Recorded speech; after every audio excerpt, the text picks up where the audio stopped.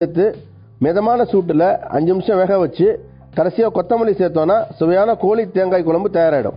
நம்ம most versatile chicken குழம்பு கண்டிப்பா உங்க வீட்ல ட்ரை பண்ணுங்க. It's one of those recipes that you absolutely must try. Flavorful at the same time எல்லா breakfast, lunch, dinner and snack அப்படி எல்லாத்துக்குமே யூஸ் பண்ணிக்கலாம். So it's one of the best recipes. Perfect. ஆக்சுவலாக ஒரு தடவை ட்ரை பண்ணீங்க அப்படின்னா வரக்கூடிய எல்லா வாரத்திலையும் உங்கள் டைம் டேபிளில் வந்துடும். கண்டிப்பாக ட்ரை பண்ணுங்க. அதாவது பேசிக் இன்கிரீடியன்ஸ் வச்சு தான் பண்ணியிருக்கோம். ஒரு ஆல் டைம் ஃபேவரட். கண்டிப்பா ட்ரை பண்ணுங்க. Absolutely கண்டிப்பா ட்ரை பண்ணுங்க. இன்ஃபேக்ட் இதே மாதிரி இன்னொரு ரெசிபி உங்களுக்காக, but that will come after a short commercial break from சுவையோ சுவை. அதாவது குக்கரியில் தாளிப்பு கறிகிடுச்சுன்னா என்ன பண்றது? நிறைய பேர் என்கிட்ட கேட்டிருக்காங்க. அதாவது எண்ணெய் அதிகம் சேர்க்கலாமா, இல்லை அதில் யூஸ் பண்ற இன்கிரீடியன்ஸை வந்து வேற ஏதாவது மாற்றி செஞ்சா தாளிப்பெல்லாம் சரியாயிருமா, கருகின தாளிப்பு சரியாயிருமான்னு சொல்லி கேட்டிருக்காங்க.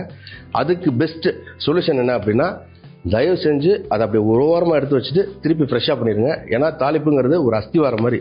அது டோட்டலாக உங்களுக்கு கறிகிடுச்சு அப்படின்னா உங்களுக்கு டோட்டலாக அந்த டிஷ்ஷே வந்து டேமேஜ் தான். ஸோ அதை ஓரமாக எடுத்து வச்சுட்டு அடுத்த தடவை பொறுப்பாக ஸ்லோ ஃபயரில் பண்ணுங்கள், நல்லாயிருக்கும்.